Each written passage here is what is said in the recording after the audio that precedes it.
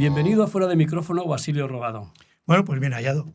Gracias por invitarme. Gracias a ti, porque además hace un tiempo vi una entrevista que tú habías concedido a un compañero de la SER hablando de los 50 años de Hora 25, claro. Sí. Tú eres ahí... ¿Participaste como fundador? No como fundador. ¿No? Bueno, ¿Eras redactor de los primeros? No, como fundador. Bueno, cuéntanos mejor aquella aventura, ¿no? En esa época, el 50 aniversario. En la época en que empezó Hora 25, el director era Manuel Martín Ferrán. Uh-huh. Entonces yo había estado ya en la fundación de Matinal Cadena SER, que fue el comienzo de los informativos en la radio privada. Después de Matinal Cadena SER, me pilló una época en la que yo me quedé viudo y me marché a dirigir Radio Galicia en Santiago de Compostela. En ese interín en el que yo estaba en Radio Galicia en Santiago de Compostela fue cuando se fundó Hora 25. Entonces, cuando a Manuel Martín Ferrán lo echaron de Hora 25, porque lo echaban de casi todos los sitios, porque la censura no le echaba la empresa, le echaba la censura. Y estaba el hombre fue un gran fundador de aquello, pero estuvo cerca de un poco más de un año y pico. Entonces, al terminar Manuel Martín Ferrán, uh-huh, pues me llamaron a mí y fui a hacerlo, y yo fui el segundo director de Hora 25. Lo que pasa es que, déjame que te diga una cosa, que es una cosa que no sabe nadie y a lo mejor no le interesa a nadie, pero bueno, lo cuento. Yo no soy el segundo director de Hora 25, sino el tercero. ¿Por qué? Pues porque en el interín entre que echan a Martín Ferrán uh-huh, y entro yo, hubo un pequeño, no sé si hubo un mes o 2 meses, en los que el director fue Joaquín Peláez y el presentador Bobby de Glané. Eso es una cosa que no sabe nadie, porque claro, como soy yo de los pocos que quedan, pues eso lo sé yo. Entonces fíjate cómo sería, porque ahora el echar a Martín Ferrán suponía que Hora 25, que era la gran aventura de la noche de la radio privada en la información, pues claro, Eugenio Fontán y Antonio Calderón se les ocurrió que había que despolitizar de alguna manera la información, y entonces pusieron a Joaquín Peláez, que era un gran actor y fue el creador de la Operación Plus Ultra y un magnífico personaje de la radio, que fue hasta Diego Valor. Él fue Diego Valor en la serie que se hizo en la radio de Diego Valor, que era una serie futurista en la que el Mekong era un país, una civilización donde eran todos verdes. El caso es que él era el director, que era un presentador locutor, o sea, no era un periodista y no iba a hacer información rara ni a hablar de cosas políticas.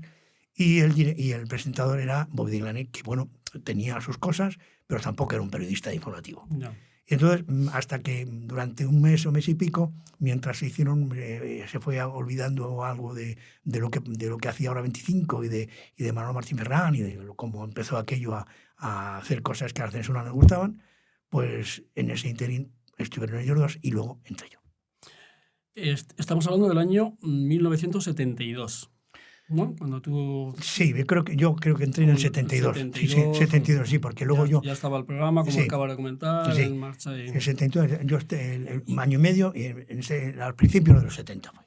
Entonces, un poco para disimular que no se podía hacer información, ¿no? Las cadenas no se podía privadas hacer. No podían dar información, tenían que conectar con el parte de Radio Nacional. Sin embargo, había una cosa que era curiosa, porque lo presentabais como un programa de cuestiones de actualidad. Sí, de cuestiones actuales. Cuestiones actuales. Es un programa. Claro, cuestiones actuales cabe todo, ¿no? Era un programa de cuestiones actuales dirigido por... Y eso lo decía, esa era una entrada que había hecho Juan Aginzo. Sí, Juan Aginzo, estamos hablando de voces, maravillosas voces de la radio. Entonces, aquello, en la radio no se podía hacer información. Únicamente la información que se podía hacer era información local. Es decir, hablar de las calles, del alcalde, pero del alcalde bien también, ¿no? Hasta que empezamos nosotros a hablar mal del alcalde. Entonces, la idea de Hora 25 fue que para hacer información local que fuera nacional, lo que hacíamos era tener conexiones con cada una de las grandes emisoras de la cadena SER. Barcelona, Valencia, Galicia, en Radio Galicia en Santiago de Compostela, Andalucía, Radio Sevilla, y no sé, alguna más, Zaragoza, sí, Zaragoza también estaba. Las 5 o 6 emisoras importantes. Entonces, claro, cada una daba la información local, con lo cual estábamos dando información nacional. Es decir, todo era un truco. Todo era un truco para intentar salvar los problemas de la censura. ¿En la censura lo dejaban pasar? Bueno, pues se hacían un poco los suecos en algunas cosas, pero en cuanto había cualquier pequeño matiz contrario a algo de lo que se presumía en aquella época, pues venía el palo. Venía el palo, venía el problema, y que te vamos a cerrar, que no te vamos a cerrar. Yo tenía el siguiente problema. Cuando nosotros teníamos media hora de información que era a las 11:30 de la mañana. Sí, estaba a las 11:30, acababa a la 1 el Exacto. programa, ¿no? De 11:30 a 12 estaba la información. De 12 a 12:30 estaba García, y de 12:30 a 1 estaba la tercera hora, la recta final. Entonces, en la tercera hora es cuando nosotros pues hacíamos entrevistas.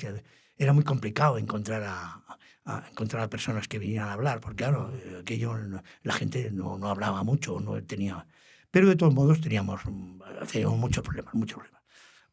Por ejemplo, un tertulio habitual era, allí no se pagaba a nadie ni nada, o sea que aquí todo era, no había ningún tipo de motivación económica para que fuera nadie, ¿no? Uno era el padre de Alberto Ruiz Gallardón, un abogado prestigioso en aquel momento. José María Ruiz Gallardón. Exacto, pues el padre venía bastante.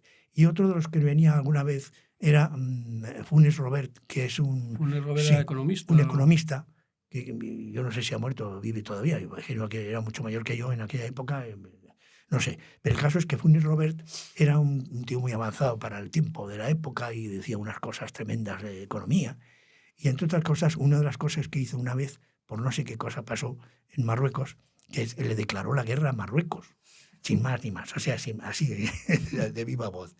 Y entonces, claro, cada vez que había algún problema en la recta final, que era casi siempre, yo recibía a la 1 de la mañana, cuando habíamos terminábamos aquello, y recibí una llamada del Ministerio.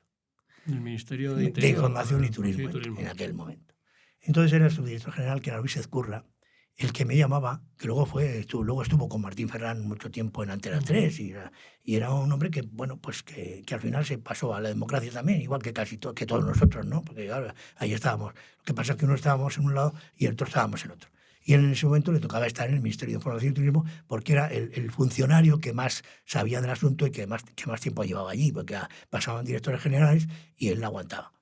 Y Luis Ezcurra me llamaba: Basilio, vas a tener sobre tu cabeza el cierre de la SER a partir de mañana.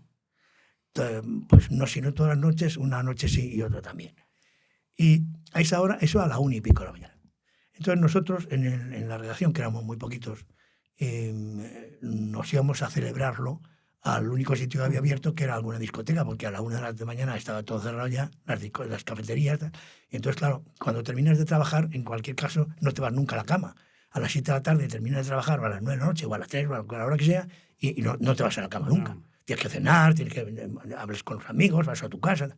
Pero claro, a la 1 de la noche nosotros no íbamos a retirarnos a dormir. Después de tener un follón cada noche, de que vinieran la Policía Armada a acompañarnos al salir de algunas de las noches del programa, pues teníamos amenazas de un lado y de otro, de los de derecha, los de izquierda, de todos los lados. El guerrillero de Cristo Rey por un lado, los comunistas por otro. Y entonces, después de eso, nos íbamos a tomar una copa en algún sitio.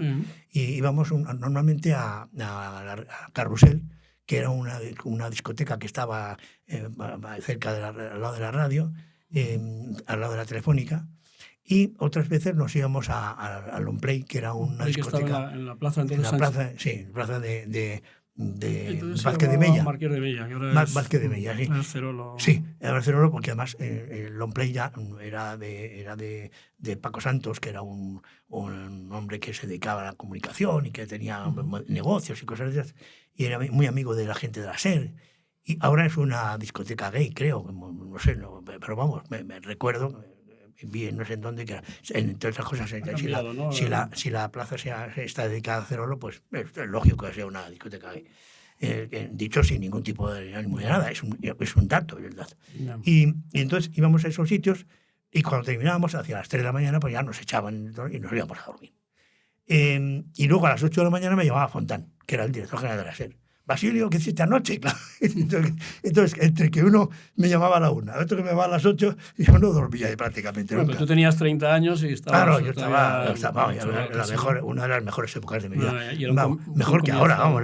El periodismo de entonces era muchísimo mejor que ahora, entre otras cosas porque todos teníamos un enemigo común, que era la dictadura. Y estábamos intentando todo el día sortearla de alguna manera. Nosotros estábamos todo el día toreándola a la dictadura.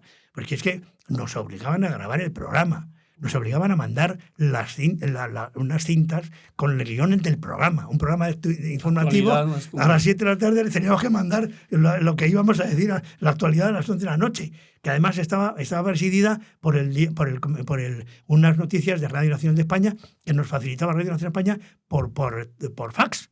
Y nosotros los dábamos a las 11:30 y eran las noticias no de las 11, sino eran las noticias de las 11, las dábamos nosotros a las 11:30. Noticias facilitadas por Radio Nacional de España, decían por ahí. Tengo apuntado por ahí, preparando la entrevista, que en alguna ocasión has comentado que tuvisteis que tener protección a la salida de la emisora, y que tú les decías a los policías, sonrían un poquito para que no piensen que vamos detenidos, ¿no? No, sí, eso ya era una broma, ¿no? Con nosotros estaba uno de los redactores, era Rafael Luis Díaz. Era el padre de Rafael Díaz el que Luis Díaz. Rafael Luis Díaz es el periodista que estaba con Emilio Olavarrieta en el 23F. Efectivamente. Que fueron los que dejaron abierto el micrófono, y gracias a ellos se supo un montón de cosas de allí en directo. Bueno, pues Rafael Luis Díaz era hijo de un comisario de policía. Y yo no sé si era por eso o porque no nos hacían mucho caso los de la policía. Si por eso o por lo que fuera, el caso es que nosotros en muchas ocasiones tuvimos que llamar a la policía porque teníamos llamadas, de amenazar de bomba, amenazar de que nos iban a hacer tal cosa, de que no salíamos vivos de allí, de todo, ¿no? Y entonces algunas veces venía una pareja de Guardia Civil, que eran de los grises entonces. Sí, yo creo que eran grises todavía, o lo habían puesto azules, yo creo que eran grises. Y venían con nosotros. Y entonces nosotros teníamos los coches aparcados casi siempre en la calle de la Ballesta, que estaba allá al lado. Y la calle de la Ballesta era una calle la zona de la noche de Madrid, con pues señoritas alegres de la vida. Entonces, las chicas no estaban por la calle, ya estaban dentro había un montón de bares, que eran bares de ese tipo, ¿no? Pero muchas de ellas estaban en la puerta. O sea, no por nada, sino porque pues se aburrían dentro, o había menos clientes, y algunas de ellas salían a la calle. Entonces prácticamente nos conocíamos todos, porque todas las noches íbamos por ahí. Nosotros era una zona de aparcar y detrás de la radio. Y claro, aparcábamos por ahí, y al ir por ahí todas las noches, pues le veíamos, y claro, pues adiós, y ya sabían quiénes éramos. Entre otras cosas, porque cuando alguna vez íbamos con famosos como Joaquín Prat o Miquel de los Santos, que salían en la televisión y eran más conocidos, y entonces, claro, ya sabían que éramos todos los de la radio. Y yo les decía eso, cuando pasábamos por allí, les decía que cuando pasemos por aquí delante de estos sitios y están estas señoritas aquí, pues hagan ustedes el favor de sonreír para que vean que no vamos detenidos.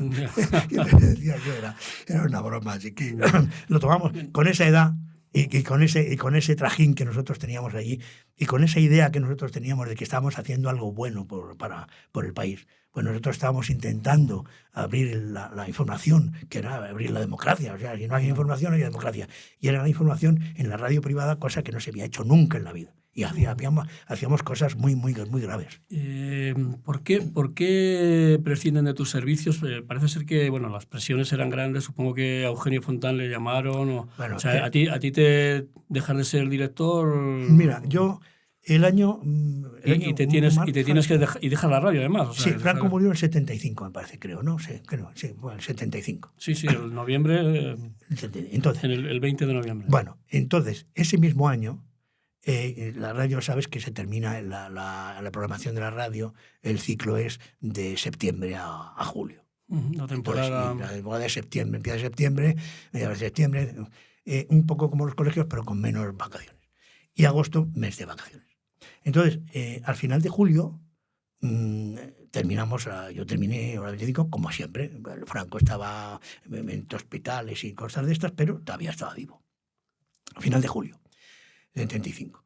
Entonces, durante ese mes de agosto, hubo muchas presiones para que no hiciéramos más Hora 25 o para que convirtiéramos Hora 25 en un magazine como el que podía haber sido, como el que era. Sí, que no hubiera política. Exacto, ni... una cosa de sucesos y cosas de estas.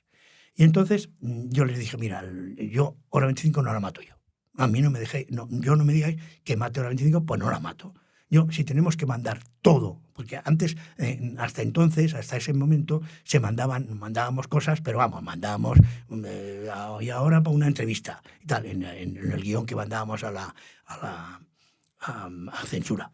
En eso lo inventó Martín Ferrán, que era un genio, que él fue el primero que me tenía que mandar los guiones decía una entrevista y muchas veces mandaba lo del día anterior. Y entonces, claro, difícil controlar. Claro, mandaba las cosas el día anterior. Y bueno, ahí había una escucha en el ministerio, había una sección de gentes que estaban escuchando las radios. Y yo, por supuesto, la SER, una 25. Entonces, y algunas veces mandaba lo del día anterior. Cuando le decían alguna cosa, de vez en cuando, ha sido un error, ha sido un error. No. Bueno, entonces, para mí ya me dijeron, cuando queríamos empezar el 1 de septiembre ya, ese año, me dijo Fantandí, mire, ya ahora es imposible, lo que hay que hacer ahora es mandarlo todo. Tenéis que hacer el programa casi como grabado. Y digo, bueno, pues es que si hacemos el programa grabado no estamos haciendo la 25. Claro. Esto es una cosa que es una coña. Y entonces, a partir de ahí, la prueba está en que el mes de septiembre no hubo Hora 25. Yo me negué a hacer Hora 25. Yo entonces estaba henchido, claro, era Basilio Rogado, el director de Hora 25, no sé qué, no cuánto. Pero la radio, no había otra radio, había la Radio Nacional, pero luego no había ningún tipo de... la COPE todavía no existía como cadena, no había cadena. Entonces, claro, digo, bueno, pues mira, yo no la mato yo. Y entonces me mataron a mí, claro. Era o Hora 25 grabada o yo. Y entonces yo pues dejé y estuve una temporada en la radio que me pilló incluso cuando murió Franco, pero estaba un poco apartado, como si fuera un poco el apestado. Castigado, ¿no? O sea, hasta que me fui. Ahí conociste a Manuel Martín Ferrán, como has comentado. Manuel Martín Ferrán forma parte un poco de la historia, no solo de la radio, sino del periodismo español. No sé tú qué opinión tienes. Por supuesto, sí. Mira, Manuel Martín Ferrán y yo fuimos compañeros de promoción. Éramos muy amigos. Nos conocimos cuando empezábamos en la Escuela Oficial de Periodismo, en primero de la Escuela Oficial de Periodismo. Él era 2 años mayor que yo y me llevaba y me sacaba en el cuerpo, me sacaba 2 cuerpos porque él era enorme y yo soy medio mindundi, ¿no? Y yo medía unos 65 y él medía unos 89 o 90 y con un cuerpazo tremendo.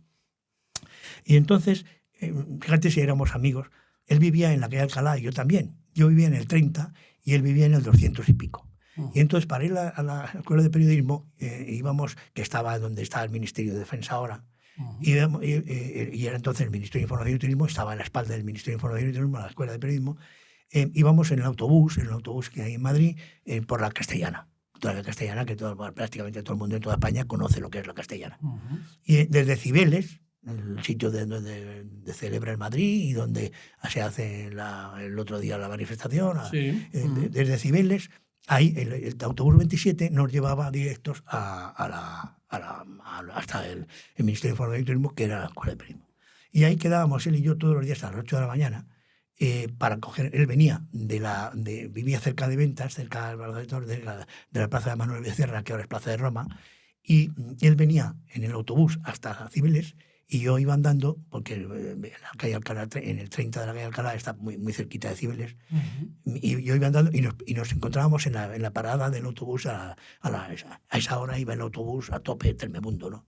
Y entonces prácticamente en Cibeles se bajaba gente y subía más gente, y en el autobús entonces en aquella época había la gente, había un conductor y uno que cobraba. Y el conductor iba adelante, como es lógico, y el que cobraba estaba detrás. Y entonces, como el que cobraba que estaba detrás, pues la plataforma donde él cobraba estaba llena, a tope. Entonces, cuando llegábamos allá, subíamos al autobús, yo me ponía detrás de Manolo. y él pagaba su billete y yo no pagaba. Tú no pagabas. Porque yo iba detrás de él y era tremendo. Yo iba pegado a él. O sea, fíjate si nos conoceríamos que íbamos hasta pegados en el autobús. Fíjate que en aquella época, además de Manuel Martín Ferrán, coincidiste y supongo que tendrás alguna anécdota, a lo mejor relacionada con él, con el padre de Javier González Ferrari, con don Antonio González Calderón. Antonio Calderón, que fue el hombre de los seriales, ¿no? Sí, bueno, Antonio González Calderón era el gran creador de los seriales. Luego te contaré algo de los seriales, que es una de las cosas que yo tengo a gala, o por decirlo de alguna manera, en la radio. Pues es la historia de la radio, ahí yo sí que hice historia de la radio. Entonces, Antonio Calderón era un gran tipo, sabía de radio como nadie. Ganó un premio Italia, que era uno de los premios que se hacían entonces para la radio, que como no había televisión, pues la radio tenía hasta premios. Sí, premio Italia de radio. El premio Italia de radio era una cosa europea, una cosa tremenda. Yo creo que no solo europea, sino internacional. Bueno, pues él ganó un premio Italia con un programa de radio sin voz. Fíjate tú si el tío era inteligente. Con ruidos. Exacto. Pasos. Me parece que creo que se llamaba pasos. Pasos, rumores, viento, no sé, pájaros, sonidos de animales. Efectos especiales. Ni una voz. Y ganó el premio Italia. Era un genio, Entonces, pero él se dedicaba él estaba con los actores. Él estaba en el cuadro de actores. Era el director del cuadro de actores. Él escribía también. Él escribía cosas. Pero sobre todo su trabajo era el de gestionar dirigir todo. No dirigir directamente los seriales, pero sí intervenir en toda la historia. Y de ahí él tuvo muchas cosas en la radio, un hombre de toda la vida, y fue el encargado de organizar como radiofonista, no como periodista. Por eso él eligió a Martín Ferrán, que era el mejor. Entonces, una de las pruebas de que Antonio Calderón era inteligente, Antonio González Calderón se llamaba, Antonio Calderón en la radio, que era inteligente, es que eligió a Martín Ferrán, que era otro genio. Y gracias a eso, pues empezó la radio a funcionar en lo que se llamaba, en lo que era la información en aquel momento, ¿no? Y era un tipo, él fue el que me mandó, el que me pidió que fuera a Radio Galicia a dirigir Radio Galicia en Santiago de Compostela. Antes, entre el tiempo en que yo dirigí a principios de los 70, entre el tiempo que yo estuve dirigiendo más bien el Cadena SER, en ese tiempo murió mi mujer, la primera mujer mía, murió muy joven y me quedé con un niño de 9 meses y me fui a vivir a casa de mis padres, claro, ¿qué iba a hacer? Y entonces, en esa época, como yo, la verdad es que fue un trauma tremendo y un shock en la radio también, porque claro, yo tenía 27 años y de un tío con 27 años que se queda viudo con un niño que ha sido aquí o que está siendo aquí una figura en la radio, más o menos, pues era una especie de shock ahí, ¿no? Y entonces, precisamente tras la muerte de mi mujer, lo que se les ocurrió era que a ver qué hacían conmigo, pues claro, yo estaba también en estado de shock, ¿no? ¿Qué hago yo ahora aquí? Y me mandaron a hacer el Tour de Francia. Y estuve, porque a la muerte de mi mujer, cuando llega el verano y empieza el Tour de Francia, me enviaba especial a hacer el Tour de Francia. Y entonces voy a hacer el Tour de Francia. Y a la vuelta del Tour de Francia me dice Antonio Calderón, mira, tenemos una baja en Radio Galicia, en Santiago de Compostela, que se va el director porque se jubila. Era un director que era un técnico. En aquella época, en los directores de la radio había muchos que eran técnicos. Venían de la técnica. Bueno, el propio Fontán era un ingeniero. Y entonces me dice, y se queda vacante esa plaza, y entonces queremos que vayas tú allí. Entonces yo me negaba. Yo, claro, tenía un niño de 9 meses, y digo, coño, ¿qué hago yo aquí? Yo me voy a Galicia y vivo en Madrid, mi padre está en Madrid. Pues claro, mis padres vivían con una tía mayor que también era jubilada, que ya era jubilada, y entonces digo, bueno, pues les dejo aquí, yo puedo ir y venir, a ver qué pasa. Y yo estaba un poco reacio, pero él me terminó convenciendo. Y una noche en el Hostal de Santiago, en Santiago de Compostela, pues allí, yo que no bebo, pues nos pusimos ahí a beber. Y yo me quedé medio allí, corrí. Y al final pues me fui a Radio Galicia en Santiago de Compostela. Que hace poco además estuvimos celebrando el 70 aniversario. Y hace un mes, en octubre. Y en octubre de 2023 hacía el 70 aniversario de Radio. Yo tengo 80 años, pues imagínate. Tenía 10 cuando nació Radio Galicia.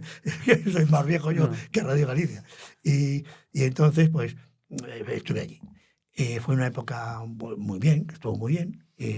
Me llevé a mi familia en verano, me lo llevaba, los llevé a Galicia, a La Coruña. Y yo iba y venía, porque en La Coruña para que estuvieran al lado del mar el verano, con mi niño que tenía entonces un año y pico.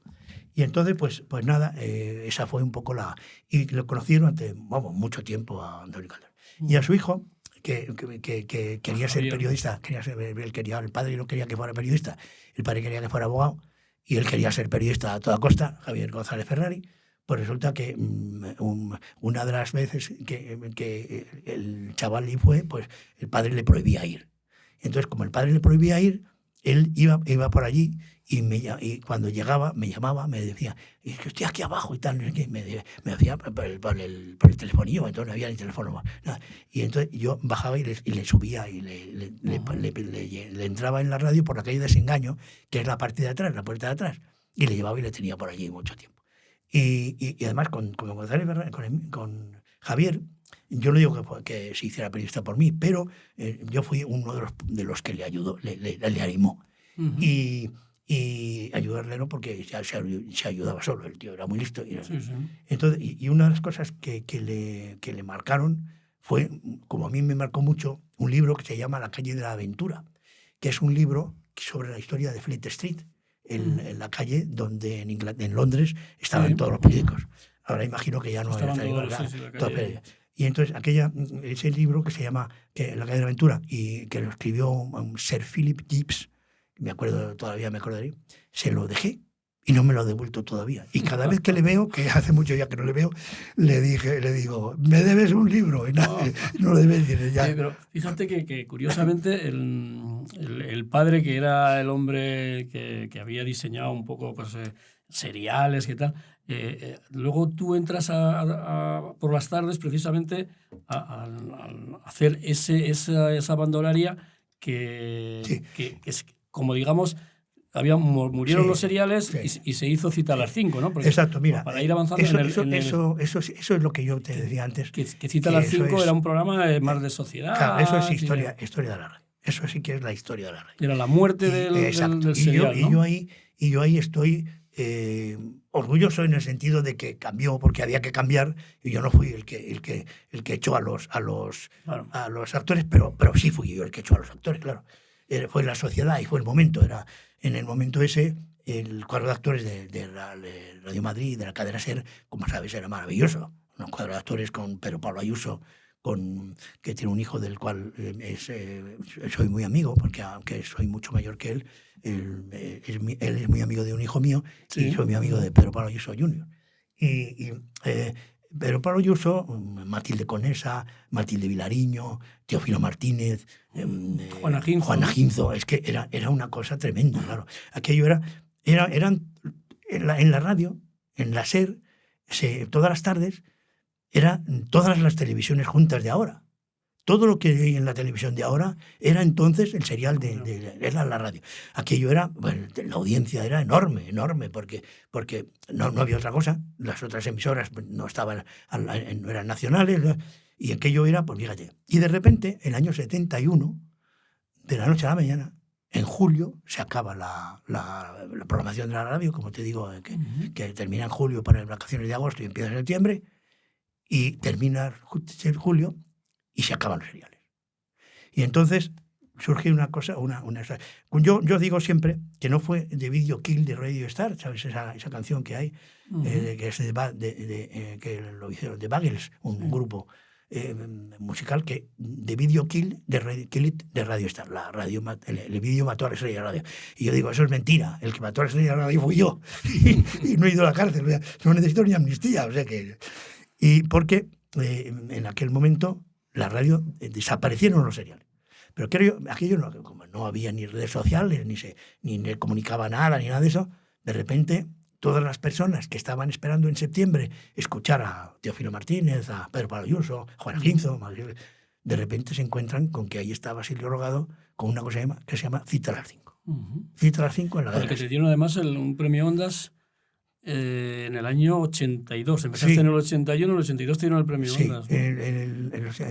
Ese fue el segundo, porque el primero fue tienes 3 premios Ondas, ¿no? Sí, el primero por Hora 25, el segundo por Cita a las 5 y el tercero compartido con Cita a las 5 en el 50 aniversario de la que lo dieron en Barcelona, compartido por la trayectoria de la Cita a las 5. Y entonces eso fue el gran momento. Eso era un programa informativo que no llegaba a ser de corazón. No era corazón como lo de ahora. No era cotilleo, porque allí una de las cosas que hice, entrevisté a Alfonso Guerra para hablar de Mahler. O sea, que el hombre, ¿sabes? Que Alfonso Guerra, que además no hablaba nunca con nadie, a no ser que fueran cosas políticas, pero yo le entrevisté, entre las cosas, entrevistaba a Alfonso Guerra, entrevistaba a Rocío Jurado, me hice un viaje con Rocío Jurado en directo, en helicóptero, de Madrid a Valencia, para acudir a la llegada de la Vuelta Ciclista a España, o sea, entre otras cosas. Y una de las cosas que hicimos en este programa, en Cita a las 5, que está guardado, lo tengo yo guardado, es una entrevista conjunta a Camilo José Cela y a Rafael Alberti. Juntados, fíjate, en aquella época, en los años 80, Camilo José Cela y Rafael Alberti en directo. Un poco representando casi las dos Españas. Fíjate, ¿no? Camilo José Cela y Rafael Alberti en directo, y no se pegaron.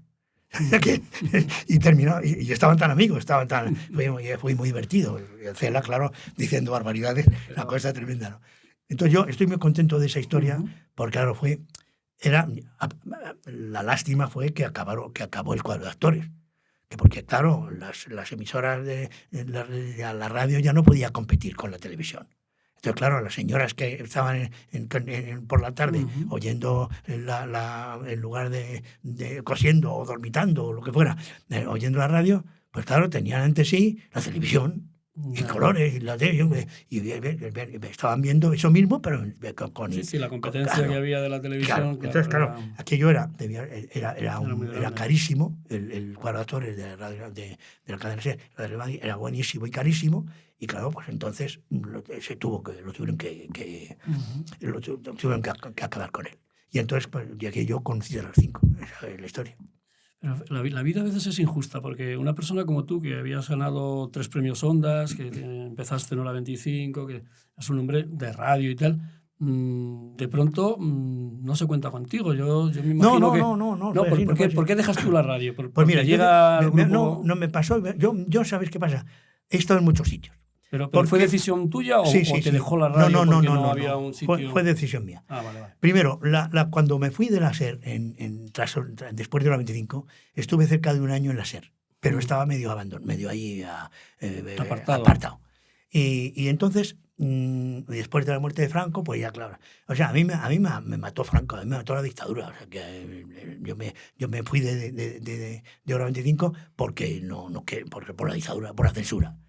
Y después de eso, yo dije, pues tengo que volver. Entonces intenté volver de alguna manera, pero no hubo. Sin embargo, fíjate tú que esto era el año 70 y tantos, y luego en el 81 fue cuando volví a la radio. Y volví a la radio de una forma muy curiosa, y luego te cuento cómo me despedí de la radio otra vez. Volví a la radio, yo estaba en aquella época. Yo vivía en Pozuelo del Alarcón en una casa muy cercana a la de Martín Ferrán, que como te decíamos éramos amigos y vivíamos muy juntos. Y mi mujer entonces, Lourdes Soria, mi segunda mujer, trabajaba en Televisión Española y trabajaba con Jesús Hermida en los telediarios de las 3 de la tarde que hacían itinerantes durante el verano. Y Jesús Hermida iban a Andalucía, iban a Mallorca y hacían unos telediarios itinerantes, no sé si acordarás, a las 3 de la tarde. Y ella trabajaba ahí. Entonces, claro, se pasaba todo el verano fuera de Madrid. Y entonces, como yo vivía al lado de Martín Ferrán y éramos muy amigos, pues yo muchas noches me iba a dormir a casa de Martín Ferrán. Y un día, saliendo de casa de Martín Ferrán a las 8 de la mañana, vivía también muy cerca de nosotros, en la misma urbanización, Tomás Martín Blanco, que era el director de programas, director general de programas de la cadena SER. Y entonces salíamos y nos pilla por delante, pasa con el coche. Y se para, Basilio, Manolo. Éramos muy amigos, todos nos conocíamos de siempre, y con Manolo mucho más, claro. Y entonces me dice, ¿tú quieres volver a la radio? Así sin más. ¿Tú quieres volver a la radio? Digo, mira, díselo a mi manager que está aquí, que es Manolo. El caso es que, entre unas cosas y otras, me propone hacer ese verano de 81, me propone hacer el Cita a las 5. Sí. Y así vuelvo yo a la radio. Pero, y entonces... Pero después de Cita a las 5... Después de Cita a las 5 termino, estuve 5 años allí. Y cuando en la SER, llega un momento, en el 85, una cosa así, o 80, no sé cuántos exactamente, que la SER...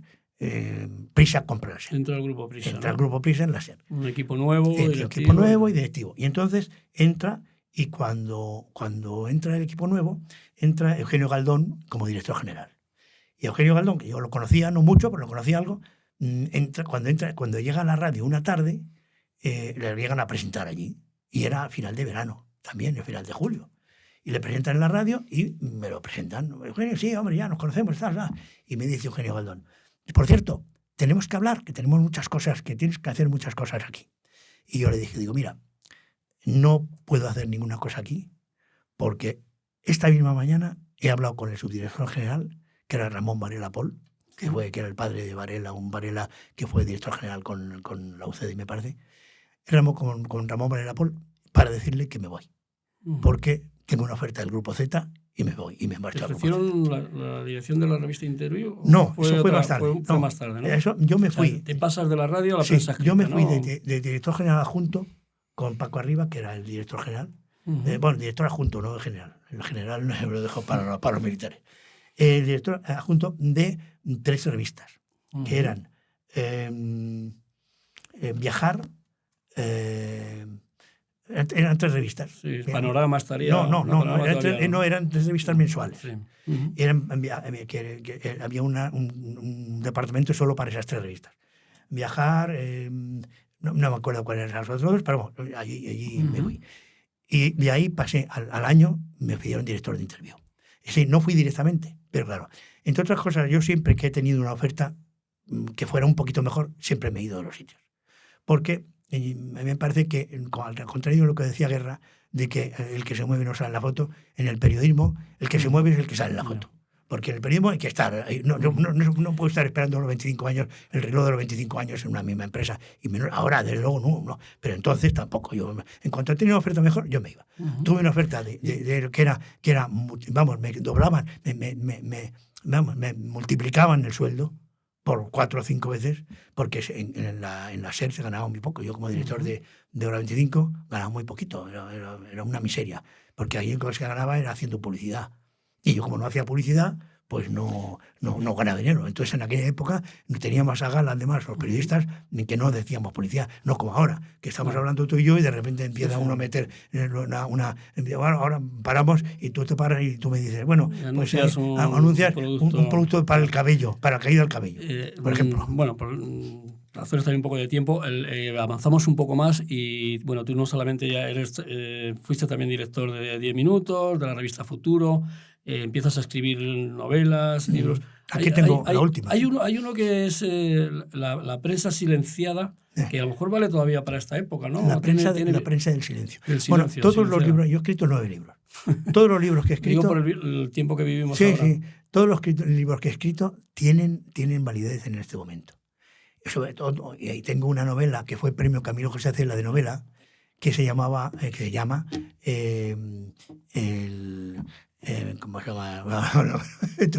Pero primero te hablo de esta. Sí, esta es la última, ¿no? Sí, algunos deben morir. Que pesa 1 kilo. Sí, que además es sobre una manada en la época de Franco, en los años 54. Son los años 50, el año 58.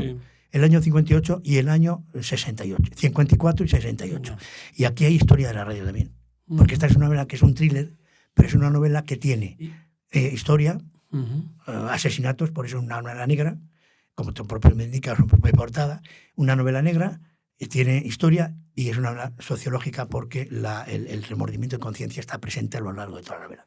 El retorno de los cuerpos se llama la novela que te digo. Es una novela maravillosa.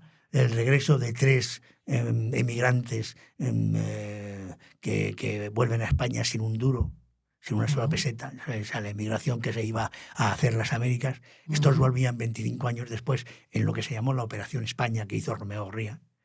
Y volvían con a 2 velas, como dice, a 2 velas. ¿Qué te parece cómo ves la prensa de ahora, cómo ves los medios ahora, la radio, que a lo mejor la conoces mejor? No, la radio, pero ¿cómo ves el país? Porque estamos viviendo una situación un poco excepcional. En este país, en este momento, muy mal. O sea, yo no digo, el Partido Socialista era un partido normal, corriente, como los demás. Un partido de izquierdas y otro partido de derechas, como hay en casi todas las partes del mundo.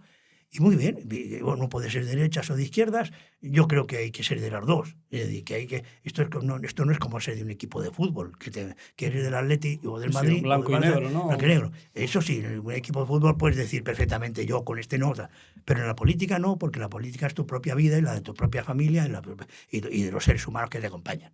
Entonces, en la política, yo he votado a veces al Partido Socialista y he votado a veces al PP, porque unas veces me convencía más el Partido Socialista y otras veces me convencía más el PP.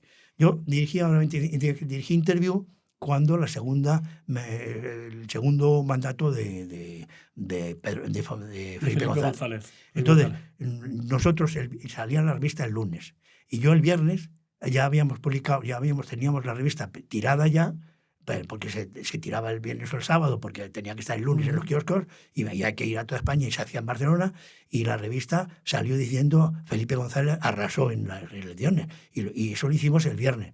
Comprenderás que, entre otras cosas, por coherencia, yo, que era el director de la revista, que decía que Felipe González había ganado por arrasando, no iba a votar a otro, ¿no? Entonces, la voté a Felipe González esa vez y voté a Felipe González yo creo que más veces. Pero el tema es que ahora está claro que mientras los partidos políticos que hay sean legales, sigan siendo legales y sus votos sirvan para hacer presidente a una persona, me parece muy bien. O sea, lo de la amnistía a mí me parece que es una barbaridad. Pero me parece que es una barbaridad por una sencilla razón, porque no da nada a cambio. Es decir, la amnistía, que la que dice Pedro Sánchez que sirve para conciliar a todos los españoles, resulta que no va a servir para conciliar a todos los españoles, porque ya han dicho los señores amnistiados que una vez que estén amnistiados, porque ahora está todo en curso cuando estamos hablando a nosotros, una vez que estén amnistiados van a volver a hacer lo mismo. Entonces, ¿para qué sirve? O sea, si esta amnistía, el problema de Barcelona, de Cataluña, es un problema que hay que solucionar. Y es complicado solucionarlo.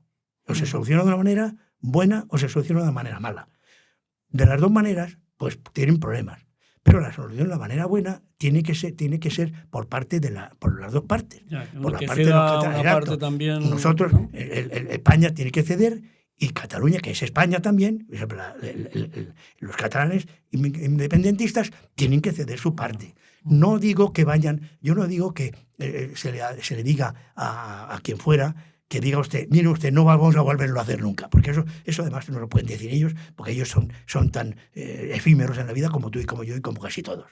Pues alguno que será para toda la vida, pero estos no. Entonces, esto es para decir, mire usted, nosotros no vamos a remover esta historia, vamos a ver cómo entroncamos en España, en la España actual, que es democrática y tal cual, cómo vamos a ver cómo entroncamos, y no vamos aunque tengamos nuestra idea del independentismo, nosotros no vamos a hacer nada a partir de ahora. Pero es que si lo que te han dicho cuando te dicen que en cuanto nos amnistíen, me pone usted un policía aquí para que me lleve a España, llego allí a España y vuelvo a declarar la independencia al día siguiente. Es que entonces, ¿para qué hacemos la amnistía? Eso entre otras cosas, ¿verdad? Eso de esas alianzas, decir, no me alío con vos porque son tales, pero me alío con estos que son hijos de los terroristas, pues ya me contará usted. Me parece una cosa tan absurda que no lo sé, pero vamos. A mí me queda poco tiempo en el convento, pero me parece que realmente es muy complicado, el asunto es muy complicado. Y no sé si tiene solución inmediata, o sea, la solución de 4 años. Pero claro, si en estos 4 años se declara la independencia otra vez, a ver cómo metes en la cárcel a la gente que ha declarado la independencia y que los acabas de amnistiar. Pues es imposible, ¿no? O sea que... y a ver qué pasa con la conciliación esa que dicen. Muy bien, Basilio. Oye, pues ha sido un placer ¿Ya no hay más? charlar contigo. No, porque nos estamos pasando ya de nuestro tiempo. Llevamos hablando 40 y tantos minutos. Pero, bueno, entonces lo dejamos ya. Porque has contado cosas muy interesantes. Vamos a aburrir a la gente y ya no. Pues. Pero tenemos para hacer 3 días. Has extendido mucho en la primera parte. Sí, bueno, de la historia, 25, pero bueno, que merece la pena que la gente también joven conozca aquello, ¿no? Es que sí es verdad que ya la gente no se acuerda de nada. Ya la historia reciente ya no existe. No existe ni aquella ni antigua, pues la reciente menos. Estupendo, pues un placer charlar contigo. Muchas gracias.